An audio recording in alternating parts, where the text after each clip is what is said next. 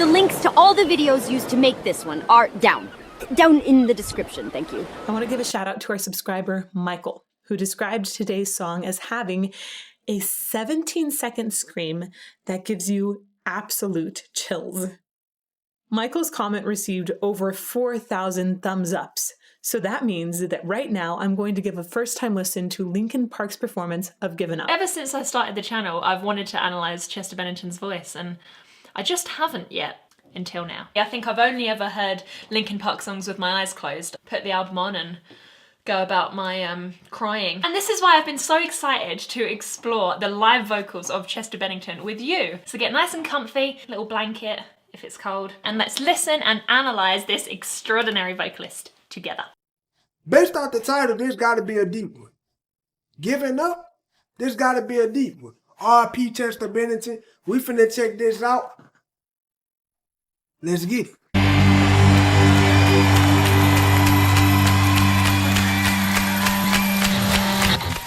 It's so cool how the clapping sounds like there's chains attached to him. There must be some kind of bells simultaneously in the background.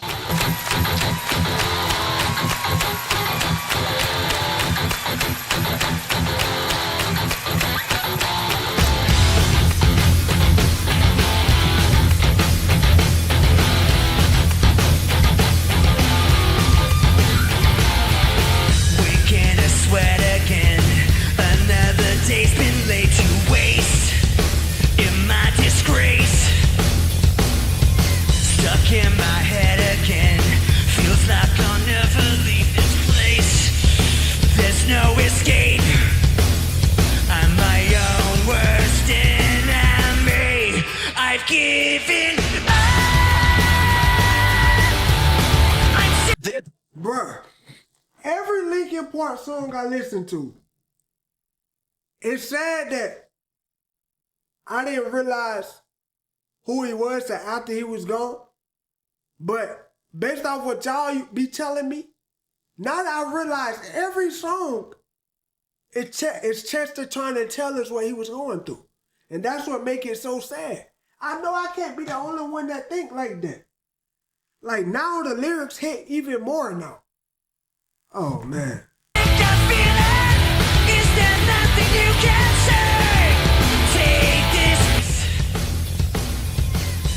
In my head again, feels like I'll never leave this place. There's no escape.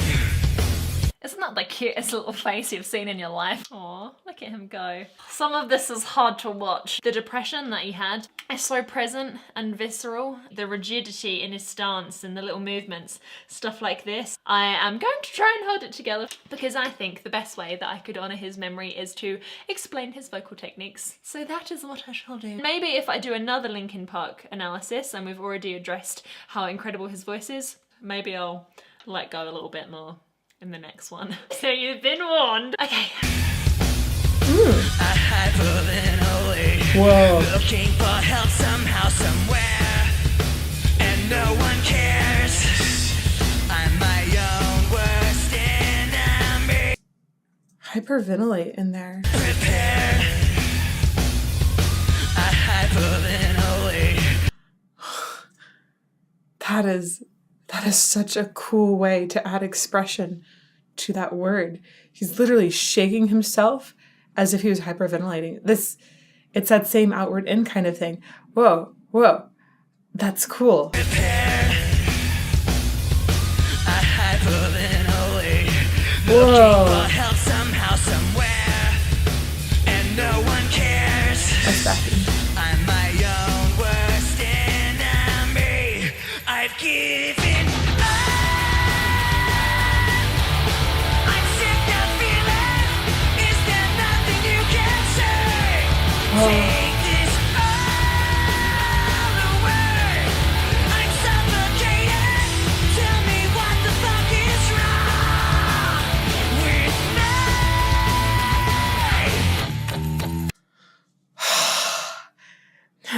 Man, it's gut punching. Worst enemy. I've given up. I'm sick of feeling. Is there nothing you can say? Take this all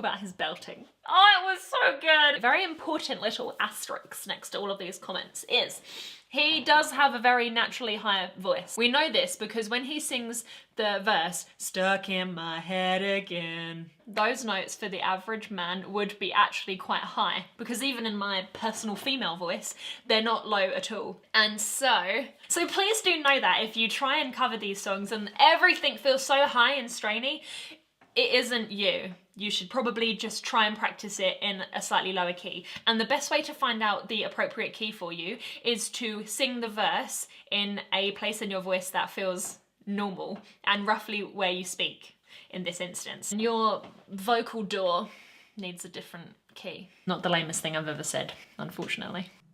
Notice the way he puts his foot up here.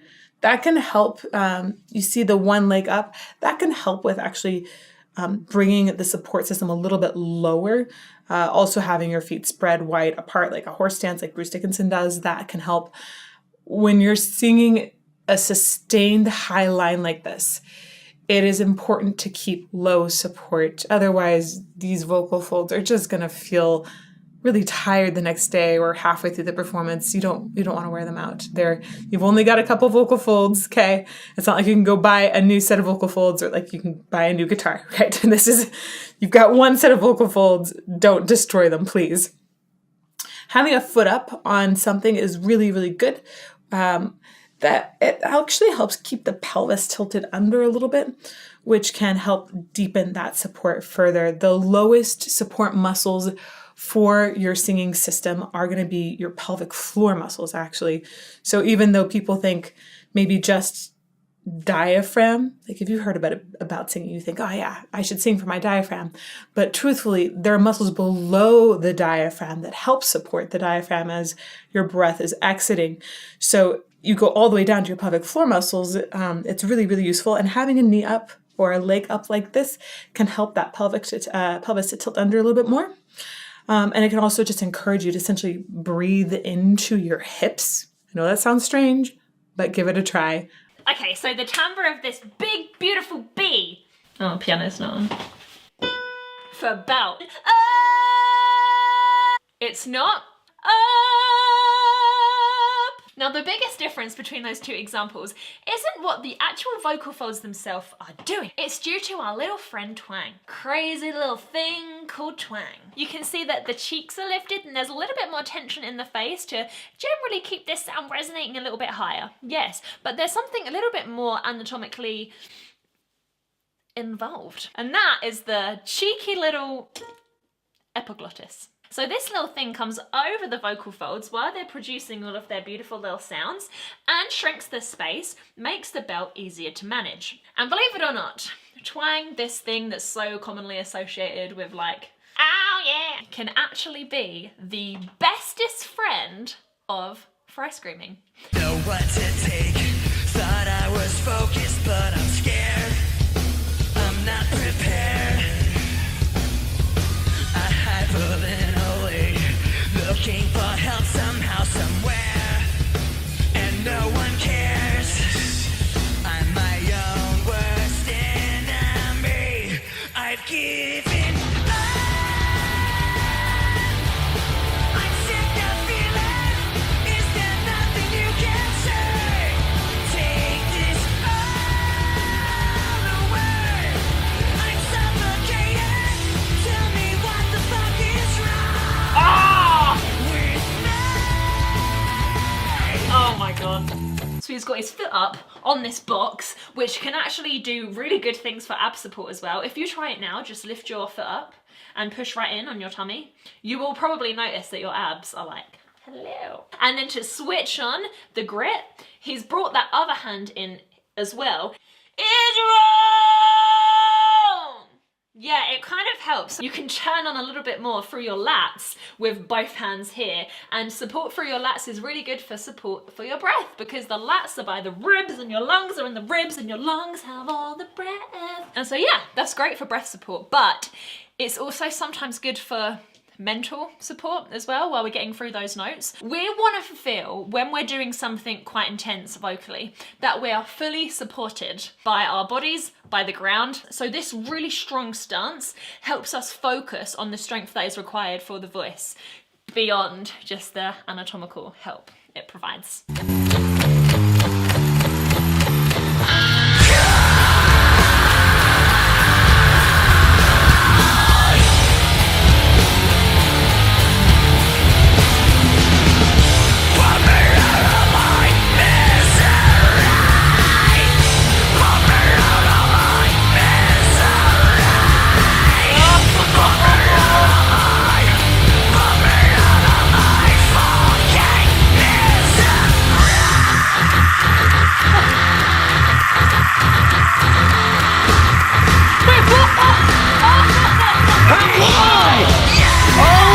My God! How the hell long was that scream? How can Boy produce that much sound? What? Dude, the lyric, this is so sad, honestly. Whenever he was saying, I hyperventilate looking for help somehow, somewhere, and no one cares, I'm my own worst enemy, like that is so sad. For him to be of such status as he is, not saying that fame leads to people loving you and supporting you, but he's looking for help and no one cares. Like that's how he's feeling. And I applaud him for putting this song out and Linkin Park in general, because so many people feel this way, that whenever people listen to this song and they realize that other people are feeling that same exact way, you almost don't feel alone. So major props for Linkin Park putting this song out, but dude, this is so sad. The look on his face in this particular scream, it is it's truly heartbreaking in the sense of the word, that I can kind of feel myself fracturing inside as he does it. The reason that it hits so hard is because it isn't dramatic, you know, it's not surrounded by theatre. He's just kind of blank. And that is the reality for most people that are severely depressed. It's like so aggressive inside sometimes, to the point where you feel like you couldn't express a physical manifestation of it because it's just so nasty. Now, fry screaming is the name of the technique he does here when you hear all of that beautiful static. And unlike things like growls, where you kind of you activate extra tissue, fry screaming isn't that. It's the actual voice itself. The baby version of this, and how you can start to achieve this kind of effect yourself, is to find what we call mode 0, vocal fry.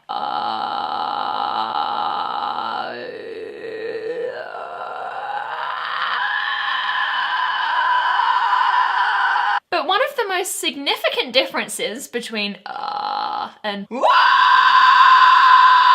is twang, because many of us can produce but it seems impossible to transition to it just by, you know, using more breath. It's just like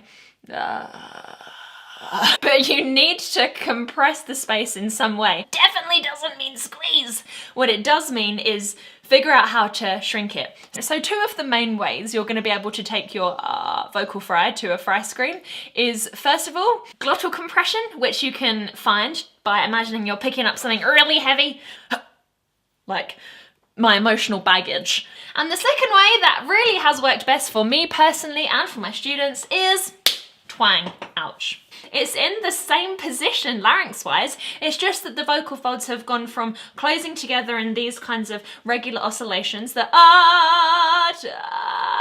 When you're practicing your fry screams, you will probably get this sound a lot. Or where your vocal folds are a little bit confused and they want to phonate like they've been doing your whole life up until this point. But that's totally normal. The key is how you deal with that. If every time you start to phonate normally, or you know, differently, you do this to try and squeeze it together, that's when you're gonna hurt yourself. But if you just take one step back and just focus on that fry sound, your vocal folds are eventually gonna adjust to that position. So we've got a couple of different little screamy flavors. I scream, you scream, we all scream, full stop. Or period, sorry for my American viewers. But the reason why this is crazy impressive and why I think he is probably the best fry screamer in the world ever, from what I've heard anyway, is How intense he's able to make the sound, how perfect all the shapes are in his throat and larynx to make such a humongous, monstrous resonance from it. What blows my mind the most is being able to switch the breath pressure and that method of phonation instantly. Like, that is freaking crazy. Usually most people would need a little bit of a run up, you know, or at least a run up to get it to sound as huge as that, but he just doesn't. He's just able to do it. We can all learn to fry scream. It might take you a month, a year, 3 years, 5 years. Really, it can take this long to find this completely new muscle coordination. But to sound like this, oh gosh, even just thinking about it, yeah, is it's rather divine.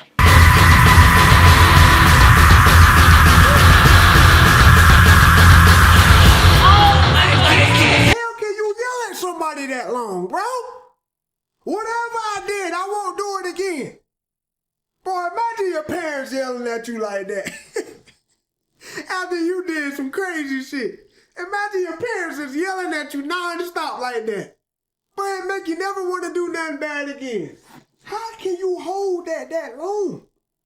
Bro, I would have did that for like 3 seconds and died. Literally.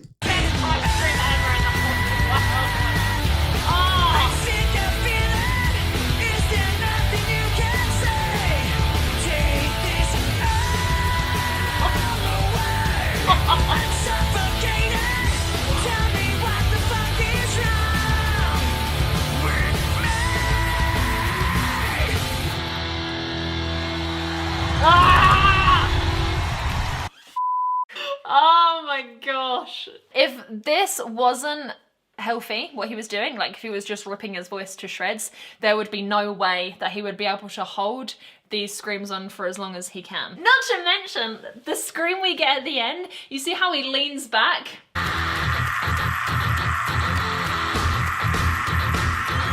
Yet the scream remains. So we know that it isn't directly correlated with the intrinsic workings of the voice. He's putting a lot of pressure on his body in general to support him while he sings, and the muscles in his neck are just kind of all linked in.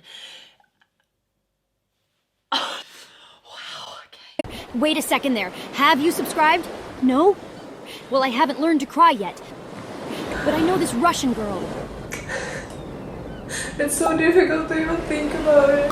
Oh my god, I'm such a... Thank you.